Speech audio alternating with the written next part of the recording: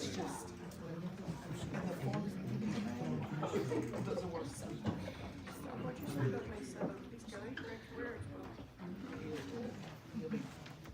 Somebody else. I'll just try to bring some up here working.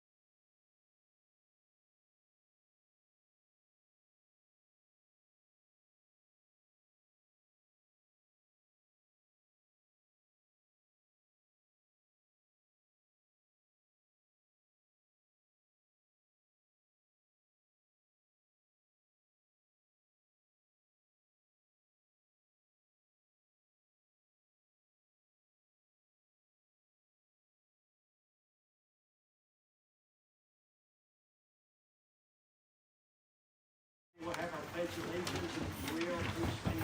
Remain standing by prayer. Pledge allegiance To the flag of the United States of America and to the republic for which it stands, one nation, under God, indivisible, with liberty and justice for all. Our Heavenly Father, we come before you tonight giving thanks for all your blessings, Lord.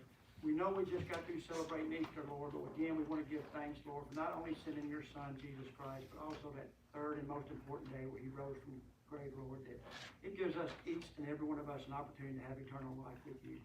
We ask, Lord, to be with us in this meeting tonight here, Lord. We ask, Lord, that each decision we make, that we reach out to you, seek your guidance, and we ask, Lord, to continue to be with our teachers and any staff member that comes in contact with our students. Forgive us where we fail you, in Christ's name. Amen.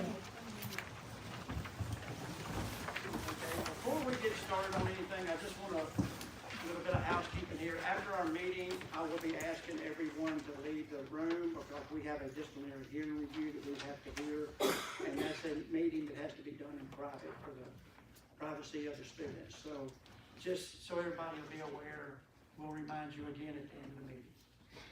Okay, we have our agenda in front of you. I'll entertain a motion to approve the agenda. I'd like a motion to approve the agenda. Motion made by Mr. Ross. I'm second. Seconded by Ms. Carter. Any discussion? All in favor say aye. Aye. Any opposed? Motion carries. Next, we have the consent agenda, and we have our 2 minutes of the March 10th and our special DHA meeting March the 17th. All right, any motion to approve that? Okay. Motion made by Ms. Ayler. Second. Seconded by Mr. Davis. Of course, there's no discussion on that. All in favor say aye. Aye. Any opposed? Motion carries. Next, we'll move into our public comment. We have one person sign up, Michelle Griffin. And she's going to be speaking on the umpires at the middle school. Yes, We're sir. going to give you 3 minutes, and I'll kind of give you some kind of a warning when we get close. I just wanted to ask, I went to my nephew's baseball game. I've been to several of them in the middle school. they don't have any umpires, so I was just wondering why the high school have umpires for their baseball games, why the middle school doesn't have any umpires for their games. I will tell you what I know. Okay. I will need to verify this, but I was Okay. told that the schedule did not get turned in time for them to get in the umpire rotation, Okay. and that's created some of the issues. But I heard that at the ballpark last night, so I can verify that. And so do y'all think that by them not having any umpires, you don't think it'll be any kind of heart problems or anything? We'd have to look in the TWS. Okay. Yeah, they assign, We don't. TWSAA assigns Okay. assigns umpires to work those nights of those games, so that's something that We don't have any control of that. TWAA, because so we don't have any effective what umpires or who's sent to even to the high school baseball games. They're there prior, and if we cancel a game, we have to contact them to Right. make sure we tell them they're not to show up. Okay, cause I didn't know by it being a school function, I thought maybe the board, okay. No, that's done through Oh, Tennessee. TWS. Okay, thank you. Just out of curiosity, what is the situation there? Are they just not engaged? They are, but I think these local people that umpire. I think, and I can tell you this, Tommy Dean is the West Tennessee assigner for umpires. I mean, Okay. he's in Jackson. I know he's assigned, the West Tennessee, they have different districts, but he is the assigner for our district. So, I mean, if you wanted to contact him at the Okay. TWSAA and find out if they, cause they may have umpires out there that's wanting to umpire games Right. and he may not know No, that. okay, thank you. Okay, next we have our stakeholder recognition, I'll turn it over to Dr. Smith. Tonight, we have a special stakeholder recognition. And I have kidded him for the last 2 or 3 weeks that I lost his retirement letter and I can't find it. He told me I better find it. But, I'm gonna ask Mr. Crocker if he'll come up with Mr. Henderson. Tonight, our special stakeholder recognition is to recognize Mr. Coach James Berkeley. He has served as an educator and a basketball coach at Middleton High School for the past 24 years. As an educator and an invaluable member of the Middleton High School community, he has accomplished many accolades and championships. In 2004, Coach Berkeley was named Teacher of the Year by Walmart.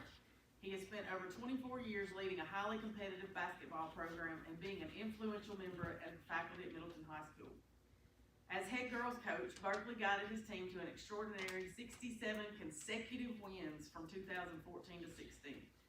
In addition, he earned 13 District Coach of the Year awards and led 11 district championships, 3 regional championships, 5 sub-state titles, 9 sub-state appearances, and highlighting the 2015 state championship along with a 2026 state runner-up, 4 Final Four appearances, and 5 state tournament berths. With a record of 421 wins and 247 losses between 2002 and 2026, he has established one of the most successful basketball programs in West Tennessee. Man. In addition, as head boys coach, Berkeley earned seven District Coach of the Year honors, led 7 district championships, 4 regional championships, multiple state and sub-state appearances, 2 state Final Four appearances, and 2 state runner-up finishes. He had an outstanding record of 341 wins and 142 losses. His leadership has consistently elevated this program to elite levels. Berkeley's accomplishments have also been recognized through honors such as BCAT Coach of the Year, West Tennessee All-Star Coach, and the prestigious TWSAA District 7 AF Bridges Male Coach of the Year Award. Tonight, we honor the retirement of Coach James Berkeley.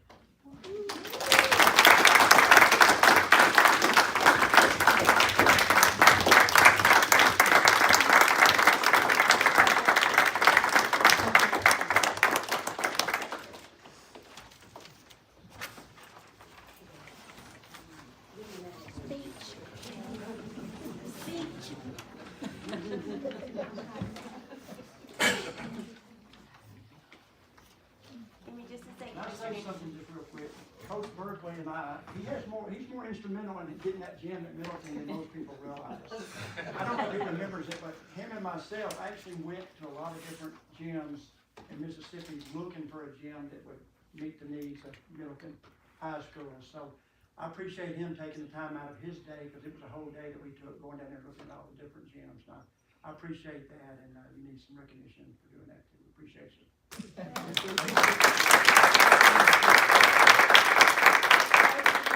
lives of a lot of students. You have a last coaching word for us tonight?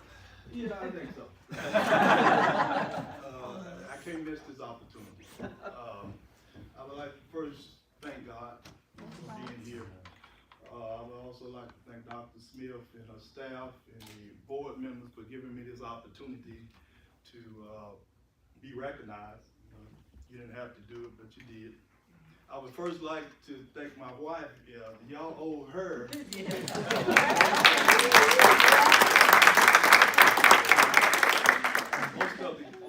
Most of the credit there. She always teased me and say that Hardeman County Schools have owned you for 25 years, so she gonna own me the rest. But I just want to say to my coaching staff, you can't do any of this alone. And I have a great supporting coaching staff. I see Coach Taylor's here, and Coach Williams, he's not here, but they've been with me. Coach Taylor's been with me 17 years, and Coach Williams been with me 13 years, so they put up with me for that long. And I must recognize my administration. Coach Crocker come in as the principal 2 years ago, and he hadn't been nothing but a joy. He have supported me, and he supported our program, and he support all the kids and all the coaches and everything at Middleton, and he hadn't been anything but a joy to work for. And I would just like to thank him. The other thing is understanding that, everybody in the school system, I really do believe, mean well, from the board members all the way down, and even with coaches, we ain't gonna always agree. It's okay to disagree. That's right. It's okay to disagree, but we are here for one purpose, for the students. That's right. And we just need to keep that in mind. I also would like to say that our girls this year got started off rough start there, and due to some injuries. And as the year went on, we got better. We had a turnaround there right after the snow break, and the kids trusted me. I know Miss Carter. She was always there pushing, trying to push it. Come on, we can do it. But we got it going at the right time, and we made that state tournament run, and 2 points from winning the whole thing. But those kids, I cannot, they just trusted me. They pushed me, and I pushed them. And I just want to thank those kids for having an outstanding year, and I commend them for keeping their heads up when things were down early in the year. And then for the school body, the teachers, all of my co-workers throughout the last 24, 25 years, if you had asked me 25 years ago what old country boy from Hickory Valley, be standing right here and you guys recognizing me, I would have thought you was crazy. But we are here now, and it's time for me to start another chapter. Amen. So Amen. I appreciate everything that everybody does. Thank you.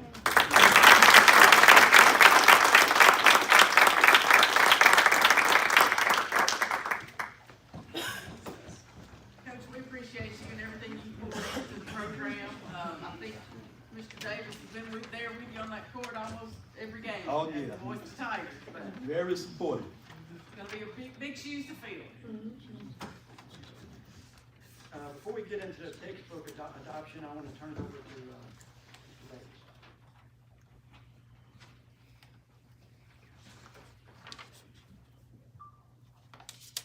Good At this time, we'd like to come up to let you guys know that we had a Hardeman County Sports Hall of Fame started this year. Ms. Linda McKinney's on that board, I'm on that board also. But we want to recognize the board here, minus me and Dr. Smith, all these people. They did an outstanding job at LSU's the Hope Street Center this time, and if you didn't get a chance to attend, make plans to do it next year. This is something that Hardeman County has definitely needed over the years. Coach Berkeley is also on the committee with us there, and it's something that we want to continue to do this every year. We've got athletes in this county that have gone on and did tremendous things and do not get recognized, and they need to be recognized in this county. But at this time, I want to thank the board and Dr. Smith for allowing us to use that facility. It did an outstanding job, but we want to say, guys, thank you for everything that you've done.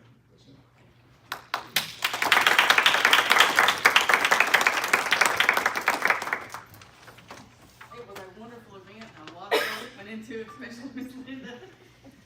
But it was a wonderful event with a lot of very quality athletes being recognized, and it would give you chills to listen to their journeys. It was a great event. Okay, next we'll move into our textbook adoption. I'll turn that over to Dr. Smith. Coach Berkeley, your picture's up there now, sorry.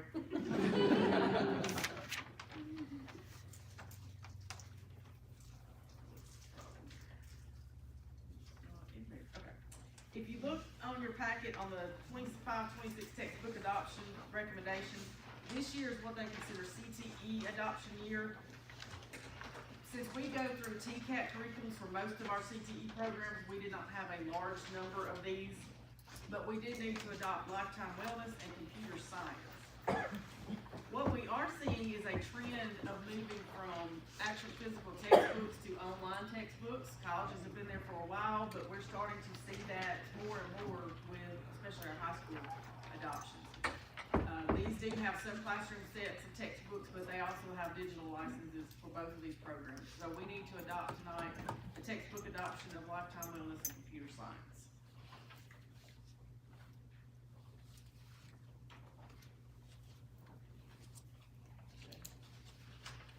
There's a motion that we adopt these. I make the motion to adopt these. Motion made by Mr. Atkins. Second. Motion, I'm sorry, Mr. Atkins, I didn't mean to interrupt you, but the motion's made to adopt the lifetime wellness and computer science adoption recommendations from the committee. Seconded by Mr. Swift. Any discussion or questions? Okay, all in favor say aye. Aye. Any opposed? Motion carries.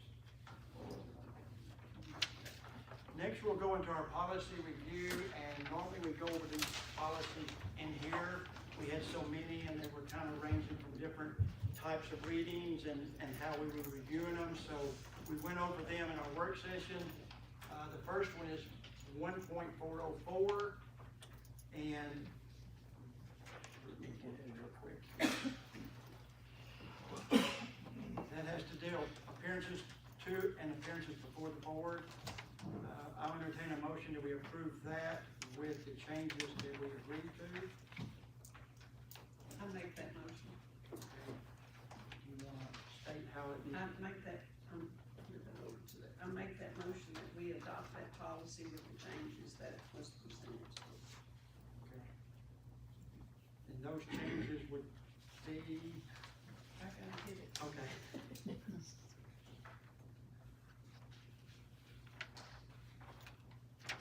Adding, and the matters that are germane to the school board's jurisdiction. Is that what you're looking for? That's all we require. Yeah, that's part of the policy. Yeah, The part that's about line must give 16, 48 hour, yeah. must give 48 hour notice. And then 48-hour written notice to the board secretary. Okay. Everybody understand that? Do I have a second? Second. Second by Ms. Ayler. Any discussion? We will be taking that one by itself. Hearing none, all in favor of approving the motion to approve policy 1.404, say aye. Aye. Any opposed? Motion carries. Okay, next we're gonna have, these are all recommendations from TSBA. They're model policies from TSBA, so we will be approving all 7 of these together.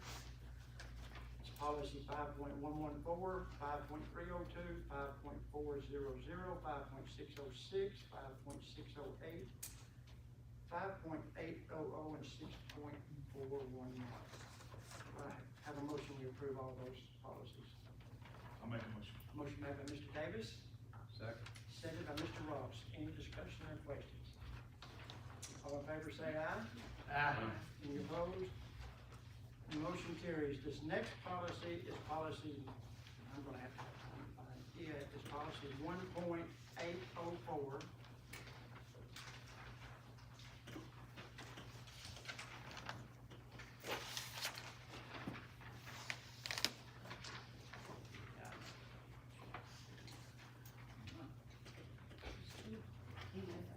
On alcohol, drugs in the workplace.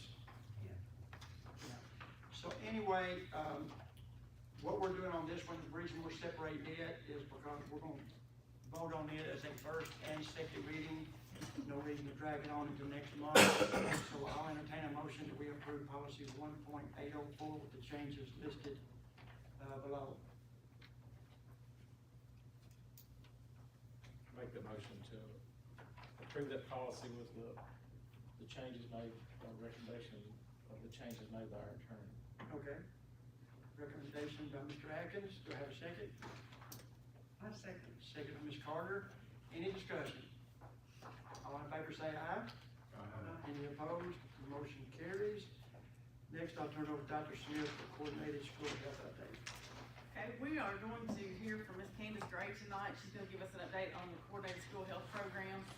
This is a program we've had along for many, many years. It used to be a grant, now it's been rolled into TISA as part of the base funding piece. But it's one of those programs where when you think of health or coordinated school health programs, you think of nurses and Band-Aids and medications and sickness and things like that. But Ms. Gray actually does a lot of prevention type stuff and programs with students to help them be better and have better student wellness. So I'm going to let her tell us a little bit about the coordinated school health program.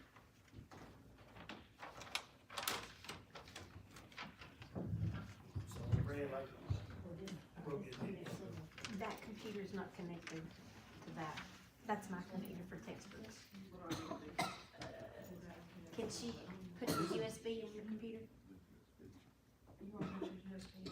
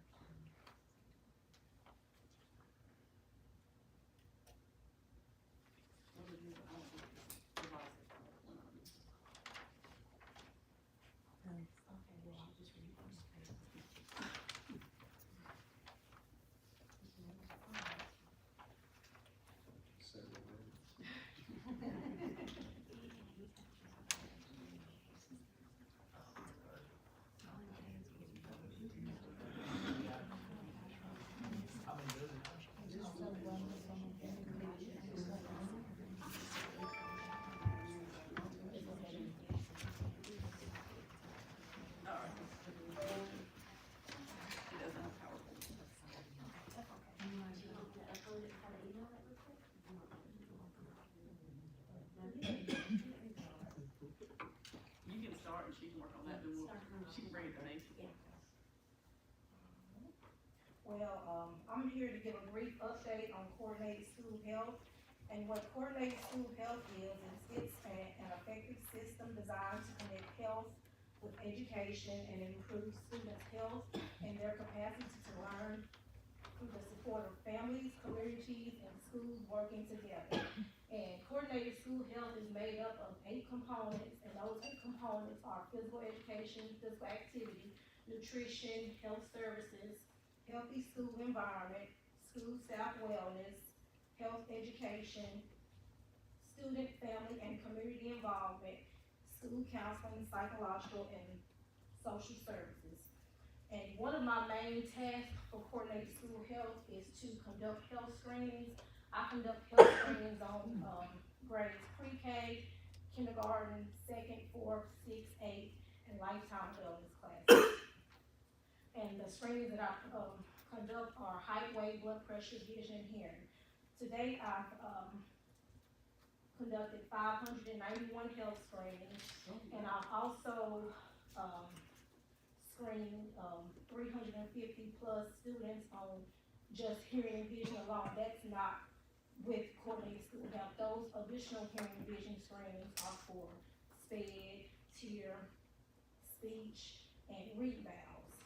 And I also have several community partners. One of my major partnerships is with the Tennessee Department of Health, and Tennessee Department of Health and Health Services.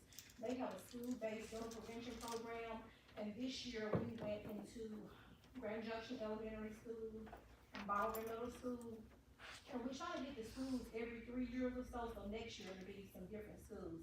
But we had, Grand Junction Elementary School had,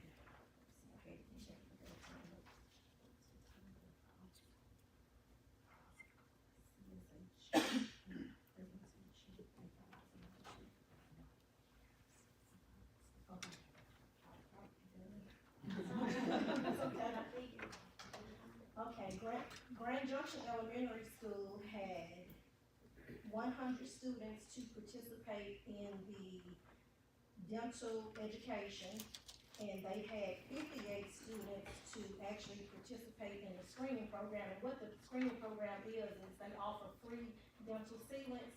So they had 58 students to get free dental sealants, and they had 30 students that were referred for further dental care. Baldwin Middle School had 53 students that participated in the education, and they had 42 students to actually participate in the screening program, which is the dental sealants, and they referred 19 students for further care. And also with the Department of Health, we do a program called Go Girl Go. I partner with a health educator at the health department, and we did this program at Grand Junction Elementary School with 4th grade girls. It was 14 students that participated. And what Go Girl Go is it's a curriculum which is in conjunction with the Women's Sports Foundation, and this program is structured to build self-esteem and educate girls on peer pressure and the risks they may face during adolescence. And we did this between October and December. And also, the health educator from the health department, she also helps me out with health screenings as well. And I also serve on the Hardeman County Health Council, and we meet quarterly. And the main goal of the Hardeman County Health Council is to address health issues of significance, resource availability and allocation, and to develop strategies to improve health outcomes within the community. And lastly, I've also worked closely with school nurses this year, mainly helping them out with the immunization. My main focus is at Baldwin Elementary School. I entered their pre-K immunizations into synergy. That's what I've done this year. And I still have 2 schools to do health screenings at, Whitewood Elementary School and Baldwin Elementary School. Now, when you refer these children to have further treatments, I know the health department, they go through the health department, so these services are picked up by someone, they're not having to pay out of pocket, right? No, no, sir. I I know a lot of these students are financially challenged. You've been busy. Yes, ma'am. We appreciate what you do. Yes, she does a great job, especially with the prevention and education of healthcare to our students, so we appreciate you. Thank you. Thank you.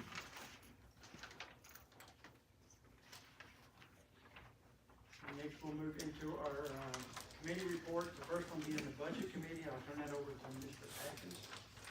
The budget committee met, and, there's two amendments that we need to discuss, and there's two budgets.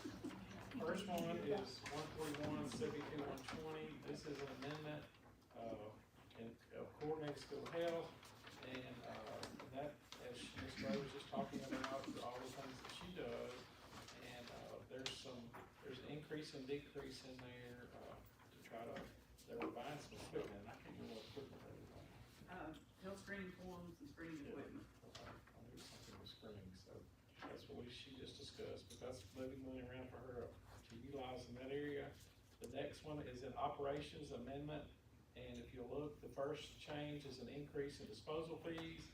That has to do with dumpster fees and dumpster rentals, and so they needed that money there. The other two are increases in utilities. Natural gas is a $25,000 difference the past year due to the higher gas prices, temperatures and such, and the other is water and sewer. There's an increase in that, and that'll be a $55,000 change. One of those, some of those amounts in there was also due to a bill that was never received or was received very delinquent, so it was actually carried over from year to year. So, and I don't know if y'all have experienced issues with the mail, but I have. So that will be going into fund balance. All right, any questions about the two amendments or comments from the other members of the committee? Okay, if not, the next one will be a budget. It's the tutoring grant, and the tutoring, this pertains to Whitewell, Toon, and Middleton Elementary, and this is a new budget, and it's got your staffing, and the principals and staffing in there for the tutoring program at those schools. And that is a new budget amount of $14,500. And the last budget has to do with literacy, and this is a grant, and this is a $100,000 grant, and it's primarily to help the ELA teachers. It's a contracted service that they're using and they're very satisfied with. It also provides them with high quality instruction materials. It also has, they coach teachers, help teachers co-teach, etc. with that. So, any questions or anyone want to add to what I've stated? If not, these two amendments and the two budgets come from as a recommendation from the budget committee. Okay, thank you, Mr. Atkins. Do I have a second? Second. Second by Mr. Swift. Any discussion or any more questions? All in favor say aye. Aye. Any opposed? Motion carries. Anything else, Mr. Atkins? No, sir. Okay, next we'll move into the evaluation committee, and I'll turn that over to Ms. Ava. All right, this morning, our committee, which is Mr. Davis, Mr. Pope, and myself, met for a couple hours to review the Director of Schools evaluation instrument.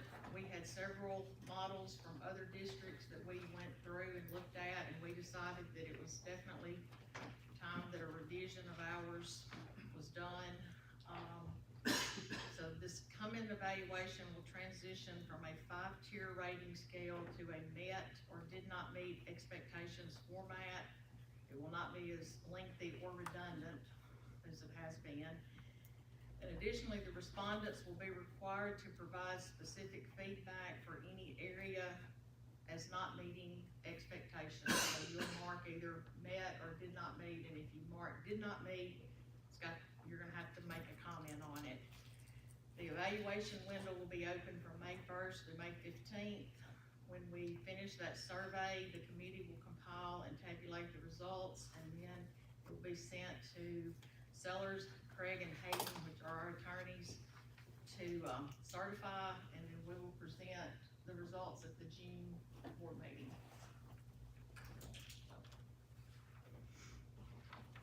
And that comes as a recommendation from the evaluation committee.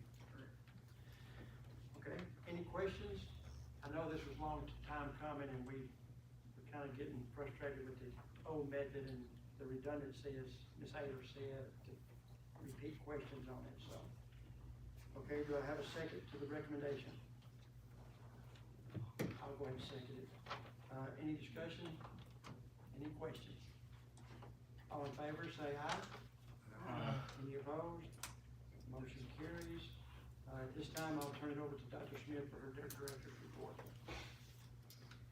All right, one of the most exciting developments that we've had over the past few years has been the creation of our STEM Learning Center. It was designed to provide meaningful hands-on learning experiences for students, particularly in grades 4 through 8. We get out of those bounds every once in a while, but that's our main focus. But it was an initiative that reflects a commitment not just to innovative methods of STEM learning, but to do it in a way that we can also be sustainable with it and effective. We know it's hard for teachers to get out those experiments in 50 minutes and make it meaningful. So Ms. Dina's been able to do that. But from the beginning, it was clear that the success of this vision we had would depend on the right person. And that's why Dina Sane has been such a tremendous asset to our district. She invested countless hours in the beginning, building, planning. She's still building lessons and modifying her lessons so that kids get something different every time they come. And since its launch in 2023, the results have definitely exceeded our expectations. This center has become a model that even other organizations and people come to see. We've had charter schools from Memphis come and look at it. We've had other school districts come and look at it to see it in action and the things that she does. Not only has she provided exceptional learning experiences, she's also worked to secure grants that support the long-term sustainability of this program. And those efforts haven't gone unnoticed because she's also been recognized as the Tennessee Rural Educator Teacher of the Year. So that's a reflection of the innovation and impact and the work that she puts into the center. But tonight she's here to share with us more about what's actually happening inside the STEM Center. I think a lot of you have been over there, but it's been a while and she's done a lot of updates and gotten a lot of new fun stuff. So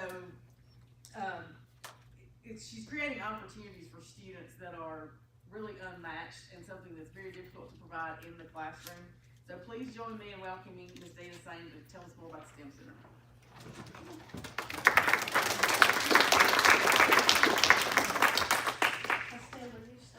Sure. I've been looking at it on Hatchie on the Facebook, and I'm looking at the, I talk really fast, I'm thinking, I'm wondering what it's gonna be for me. So if I'm not loud enough, just raise your hand, I'll talk louder. We'll just start those little pictures, I like to go with pictures. The first one, I'm at Whiteville, and this summer, Dr. Smith asked me to help in the libraries, every library that has a 7th through 8th grade. We did a lot of changes there. We have a $5,000 makerspace wall in every one of those. So this summer I would go with our maintenance department. The librarian would tell me where she wanted hung. They would hang it, and then I would put all the pieces in. And then I would try to go back, starting in August, to every one of those libraries to make sure they are utilizing all the great things we bought with that Innovative School grant. So that was in Whiteville, and they had just made some circuits. The next picture, we got a small grant, the next was at Middleton, Fowler Elementary, and that was with the STEM bin program. We were doing, I read a book, and then we do little activities with K through 2nd grade. In August, Dr. Smith asked me to kind of make sure that we all kind of went at the same time to the Pathway to Possibility for our 8th graders. So sometimes not all the schools were going, or we weren't going together. So for the 3 years I've been at the STEM Center, Hornsby, I register everybody, and Hornsby and Toon go together, and Bolivar Middle goes with Whiteville, and then Middleton comes on too, and we try to get us all going there on the same day, and that is in August. In September, we started all our 6th graders that come. We start with a 2-hour PBL with the slowest marble run, and that helps them with potential and kinetic energy. It helps with friction, the way you turn the rubber band. We start using our PPE equipment, so you can see in the back the students using their little goggles. It takes much longer than you think. Takes them over an hour and a half to build that run, and then we time everybody's The grand winner in the 6th grade is a group from Middleton that has won that, and at awards day, they get the STEM trophy for their group for that, so they have a lot of fun. All our 8th grade groups usually come, and they're always studying electromagnets and electricity. So I have, Justin comes and talks to those groups, and then we build electromagnets, we make ferrofluid, we've made magnetic slime before, so that's something that they graders do. I also went to Hornsby with my STEM bins. That's in Jamie Gillum's 1st grade. That was the 3 Billy Gets Gruff. And we read the book together, and then they do a little activity. And with those, with my K through 2nd grade, I usually spend about an hour with them. At the STEM Center, they stay for 2-hour projects. And then that next picture is a group, we had won a little award, so we bought 5 gumball pinball machines, and they, each table built one, and then we had a raffle, and one person at that table got to take it home. In October, I went to, that was at Middleton Elementary, and we'd done the old lady that swallows a fly. I've taken a STEM bin down there for them. And since then, Amy, the librarian there, has checked out lots of our STEM bins. She's doing a really good job with that. We are constantly growing lettuce in our hydroponic system. So the group that plants it might not be the group that eats it, but every time when it's ready, we wash it and clean it, and the kids always sample the lettuce. That is, 2 in 8th grade, we were doing force and motion, so they all built wrecking balls. That's an apple wrecking ball they did, and we had a little extra time that Cash and Tate went out there and planted a mum for me from the FFA students. That is at Grand Junction. I went with them to, that is the 1st grade, and I went to read to them with the STEM bin, and then we did an activity with them. This is one of the youngest groups. Like Dr. Smith said, when she and I first thought about this 3 years ago, we were thinking mainly middle school, thinking about career choice, getting ready for high school. But then I felt bad, like with Middleton and Grand Junction, that only had a 6th grade. So I said 4th through 6th. And then some other grades would say, well, will you take 3rd grade or 2nd? So that's some 3rd graders. We had fun that day. We were building roller coasters. This is one of my favorites. I've been doing that for 3 years. It's actually from a 10th grade biology friend of mine in East Tennessee. But I was the student in high school that I did not like to dissect the frogs. I did not like the smell of formaldehyde. I just didn't like that kind of stuff. But I still wanted them to get used to the way an autopsy is or things like that. So we do pickle autopsies. I use the SROs. We make it a crime scene. I put tiny little BBs. There are bullets in those pickles. They do the autopsy. They take the pH because the pickle was probably on drugs, and we need to see, well, pickle juice is acidic, so it's going to show for that, and it won't be the regular blood level. So they do the pH. They do their findings for me at the end of the program, and they tell me what he or she, they name their pickle, likely died from. In October, I was also selected one of 12 across the state of Tennessee to be on this Computer Science Pathfinders cohort, and computer science / AI, because everything we do in our computer science programs is going to be heavily involved with AI too. I've been using code.org with my kids since 2018, and if you look at it now, if you go to that website, it talks about how innovative they are with AI. So we're just learning a lot across our districts. All districts were getting a lot of feedback, and I'm going to present at the TSIN conference in May. In November, that's Grand Junction. They came, that was their 4th grade class. They were learning about physical and chemical changes. So one of the projects they did, they made their very own Play-Doh, which they loved. That middle picture is chomp saws. If you've never seen them, you're welcome to come by. It's our favorite new thing that we have. It cuts any kind of paper, but mainly we use it with our paper towel rolls or our paper plates to design things, to create things, and you can't hurt yourself with it. It would get tough sometimes to do cardboard with scissors, and the chop saw, a 3-year-old could use it. So we have enjoyed that, and that's one of our little tune students. He had made him, when we did sound waves, made him a little guitar. We also did Balloons Over Broadway. We read the book, and then they made their own floats. And then up at the top, that huge looking balloon, that is a traveling planetarium. I got a grant to get that last year at Bolivar Elementary. The middle guy, he is a retired NASA engineer, and his wife is a retired educator, so they work strictly with 5th grade standards. They know exactly what's on TCAP, and they really tailor it. It's a fantastic program. So we were able to see all of Middleton's 5th graders, and we also brought Grand Junction's 5th graders down there. It was set up at Middleton to do that. And that bottom little picture, in the afternoons with after school tutoring, I go to Bolivar Elementary sometimes, and that was in November, and we were doing little turkey STEM activities after we read the books. In December, I got a couple of agriculture outdoor classroom grants, so we got that ready behind the STEM building for that. And Clint Plunk, 4-H agent, came to talk to some of my students about what exactly soil is.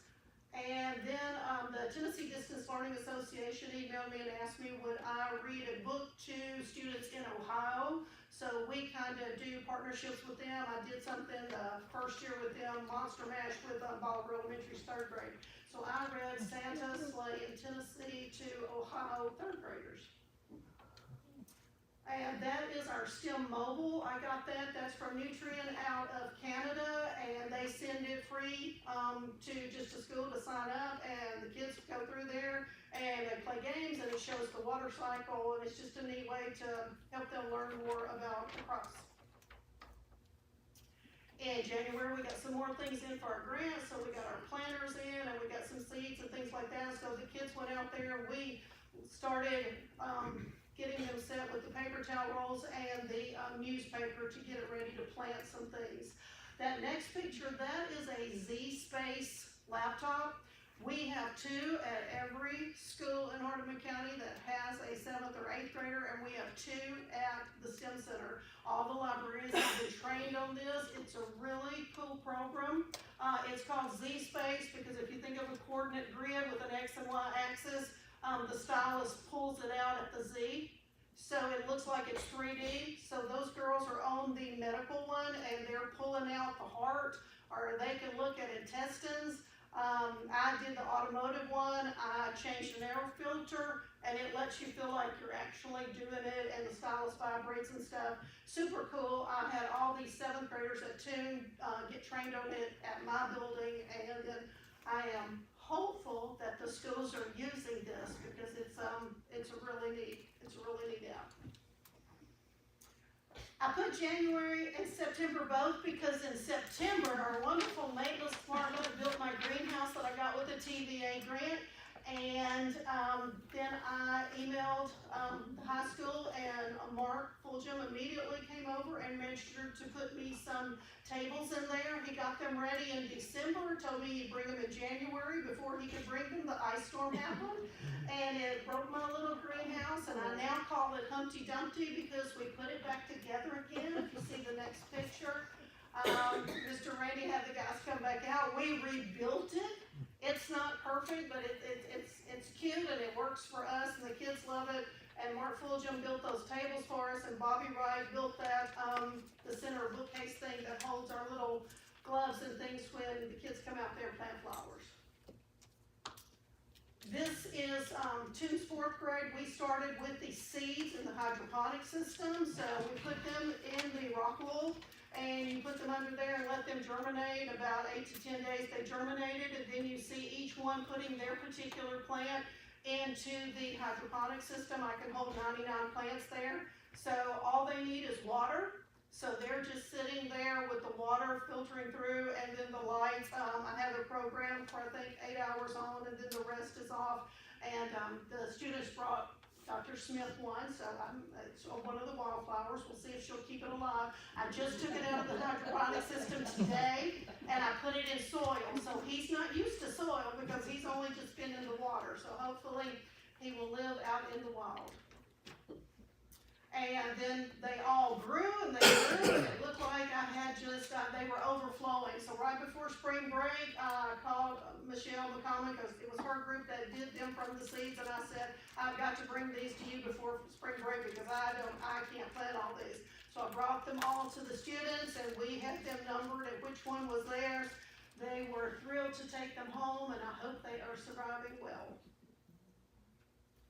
In February, we also had some groups come out there and plant some bulbs that the retired teachers had donated to the STEM Center.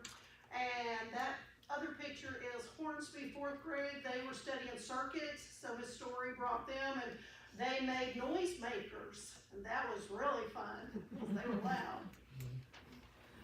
In March, you see Richard Clark there. He's a civil engineer, and he's there with Bolivar Middle School, and they are building pipelines, and so he's giving them advice with that.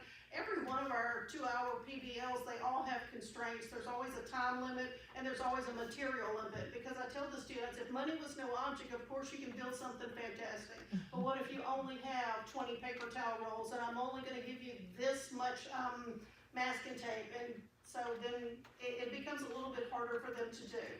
That's Tune on the right side. That is the STEM Buddy, that is the Science Buddies 2026 challenge. And it is it's also a slowest run with a ping pong ball. We turned them into that company to see, because they randomly choose people to win, but they had the best score of all the ones that did that STEM challenge for me this year. And we're also still eating the lettuce. We're still using those chop saws, still putting on our PPE equipment. Sound waves, that is Hornsby came 8th grade, and they were doing sound waves, so I had Bobby Sane come to them. And because I think music's a great way, Mr. William Griggs has came 2 years for me and brought band students and done a great job with it too. And Katie Shackelford came 1 year and taught us how to use palm pipes, but we weren't great at those, but they are also a way to really think about sound. I helped with 3 of the 4 STEM nights that we have had. That is me at Grand Junction in my NASA suit that I've had since 2003, when Bolivar Elementary was the first NASA Explorer School. And I took drones there, so we flew drones at Grand Junction and we had a great time. This is the 3rd year I have done Tennessee Tree Day with the Tennessee Environmental Council. The FFA students always come and help me bundle the trees on Friday, and then on Saturday I always have some volunteers. Some of the students come back and help me pass them out to the people that purchased them. We don't make money from that. I just think it's a great way for the kids to get involved and try to be good stewards of our environment. In March, we also, almost every 7th grade in the county came and did the Bridge Challenge. And the winners overall is a group from Hornsby, and they were amazing with their structural efficiency. They have to do a formula at the end, but I thought 2 cases of water bottles, every bridge was gonna break, and it did until that point when I had them. I actually ran out of water bottles and started getting some more from my refrigerator to see how much their bridge would hold, but their ratio is as good as bridges that are built that we drive on. So, and they did that in 2 hours. It's not like they get to go home and their dad gets to help them, or they get to research it for a week. That is start to finish in 2 hours. Buds and Slugs Project was a new project I did this year. They gave me, I was offered the curriculum free. It's a $1,200 curriculum if I would do pre-test, post-test, and document it and give them feedback on it. So I did this with Bolivar Elementary 2nd grade. And for 12 visits, I went to them and we learned about different bugs. We learned that the banana slug has 27,000 teeth. He has more teeth than the great white shark. We just learned a lot of cool things. And it culminated with them having a visit to my center. So we just ended it, and they got to come over and see me and make one final bug. And they loved that because it actually coincided with our NASA Moon Tree birthday. We planted him last April, the 10th in the back. Dr. Smith picked the location for him. He is a sweet gum tree, so I have little bags of gum all on the chicken wire that protects him from DG running him over. And it's just a fun little place to go out and talk to him. So a lot of groups, if we go outside, if we're doing things, we will go say hello to the NASA Moon Tree. He survived the ice storm, and I'm very happy he is still alive.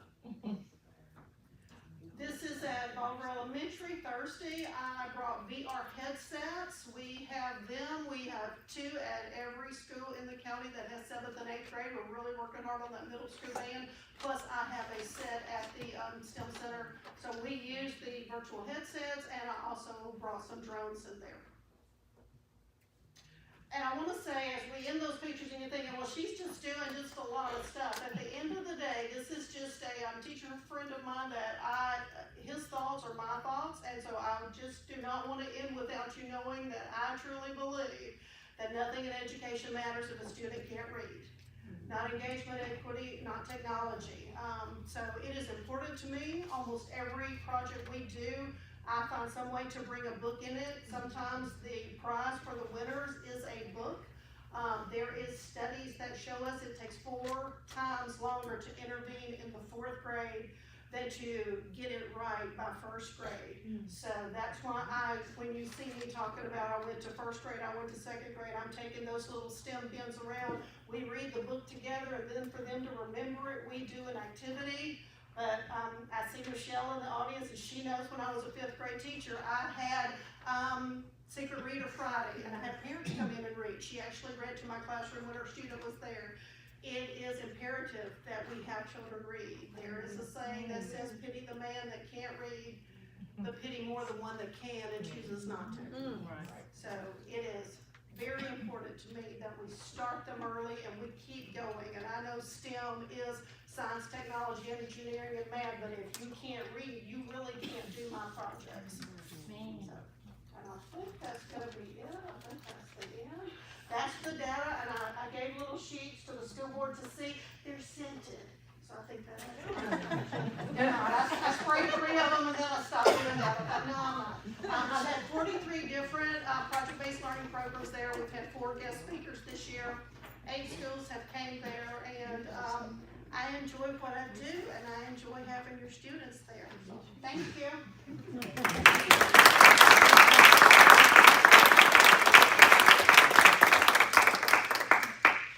I think it's evident how important this program is to our students, just the excitement that the kids get to put their hands on things like this. But it also really plays into our ultimate goal of helping kids be what they can see. Because we always say kids can't be what they can't see. They see the civil engineers, the agronomists, the electric department coming in. We have electricians coming in. Sheila has a lot of career connections to this, so that students start gaining a better understanding of maybe which direction they want to go when they get into their post-secondary experiences. But it couldn't be possible without the energy and enthusiasm that Ms. Dina brings to this program.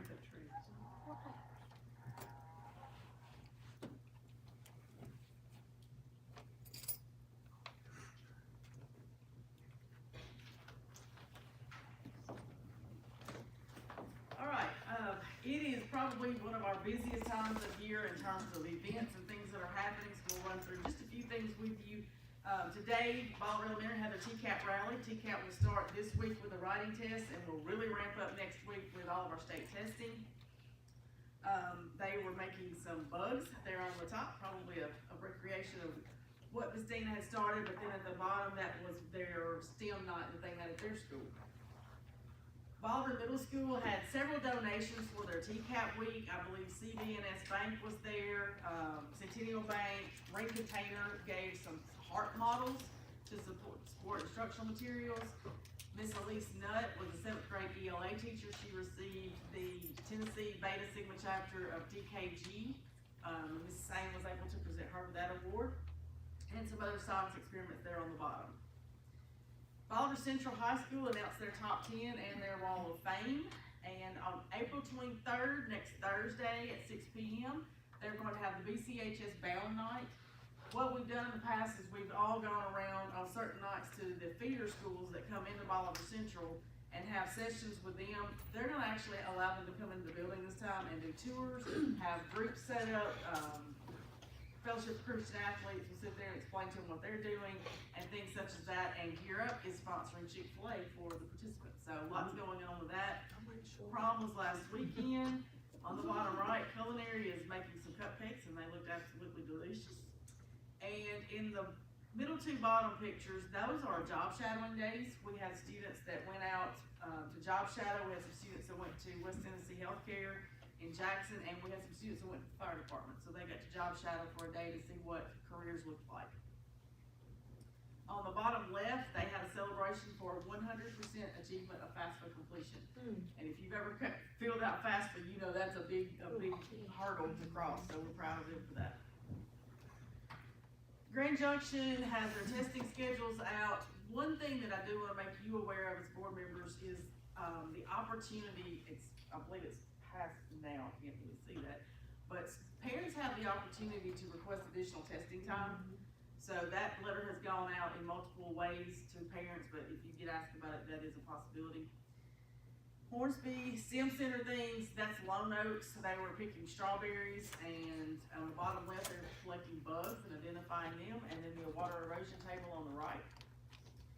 Middleton Elementary had a STEM night, a magic show, Lone Oaks, Parent Day, it was also Assistant Principals Week, I believe, last week.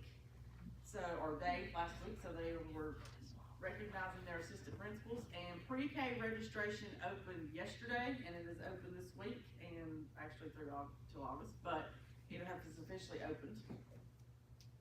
Middleton High School also recognized their top 10. They had a Go Green program with Jackson State Community College. Jackson State comes in, shows them all the programs they offer, gives away some scholarships, and I believe gives away an iPad. Again, I think we had this last month, but Middleton Lady Tigers, there with a much deserved state runner-up.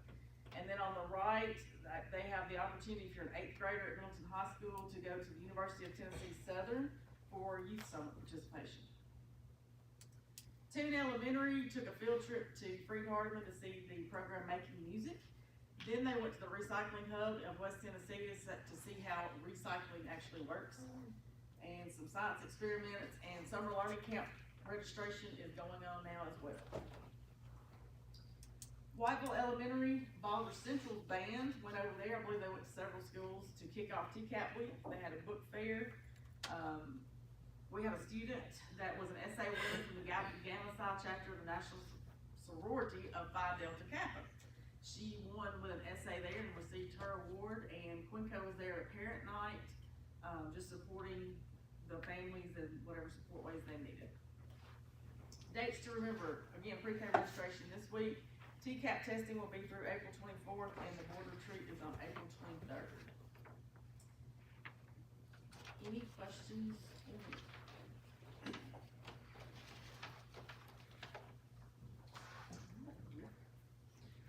Okay, before we adjourn, just a quick reminder, not asking everybody just to take off and run out of here, but if you will, just as quick as you can, exit the room so we can move into a DHA review. At this time, I'll entertain a motion to adjourn.